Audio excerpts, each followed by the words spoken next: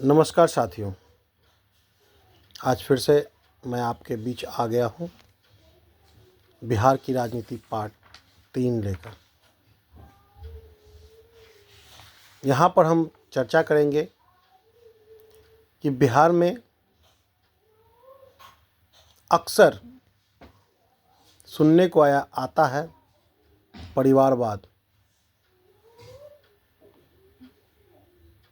या फिर तेज प्रताप यादव जी से हमेशा मीडिया पूछते रहती है कि आप उत्तराधिकारी होने चाहिए लालू प्रसाद यादव जी के, लेकिन आपके छोटे भाई तेजस्वी यादव को आगे बढ़ाया गया है। इस पर हमें ये कहना पड़ेगा और साथ ही साथ एक और नैरेटिव चलाया जाता है कि क्या आरजेडी में कोई दूसरा या कोई दूसरा यादव नहीं है कि ऑलवेज लालू परिवार का ही कोई ना कोई मुख्य मंत्री या बड़े पद पर रहता है। इस पर हम लोग चर्चा करेंगे।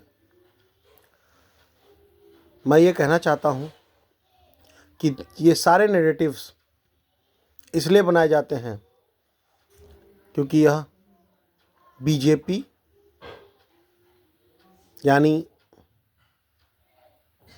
सांप्रदायिक या पूंजीपतिवादी शक्तियों को इससे सामने वाले परिवार में, दल में या उनके समाज में बिखराव लाने में सफलता मिलती है। और यही कारण है कि नीतीश जी ने कभी भी अपने पुत्र को या अपने किसी भी चाहने वाले को प्रत्यक्ष रूप से सामने कभी नहीं आने दिया, या अगर कोई बहुत आगे बढ़ने की कोशिश किया तो समय समय पर उनको समझा दिया गया कि यहाँ पर एक ही शेर है। जैसा कि बैलेंसिंग एक स्ट्रक्चरल पार्टियों में बनाया जा सकता है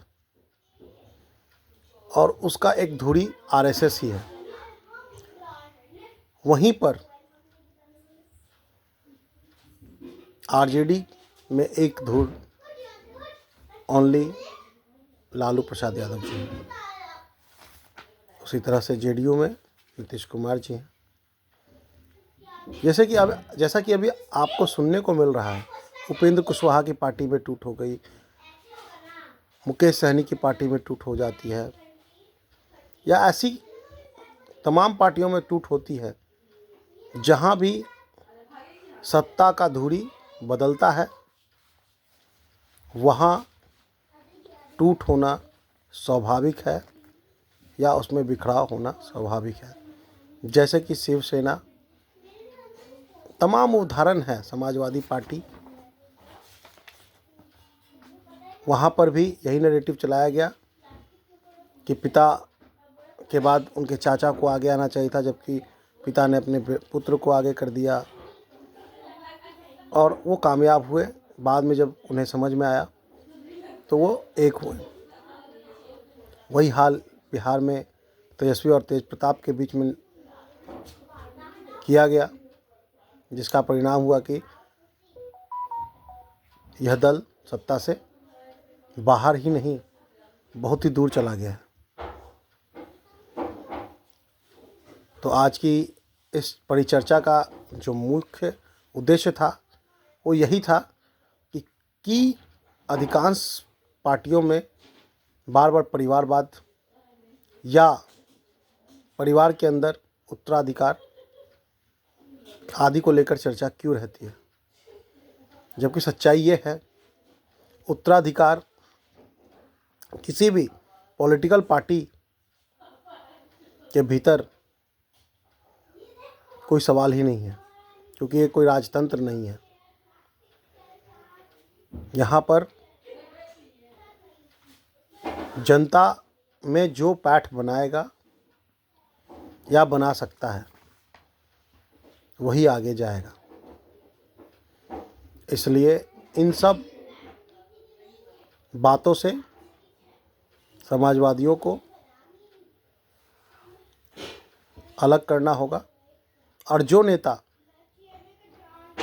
पूंजीपति या पूंजीवादी शक्तियों को रोकने में कारगर हो उनके साथ लामबंद होना होगा।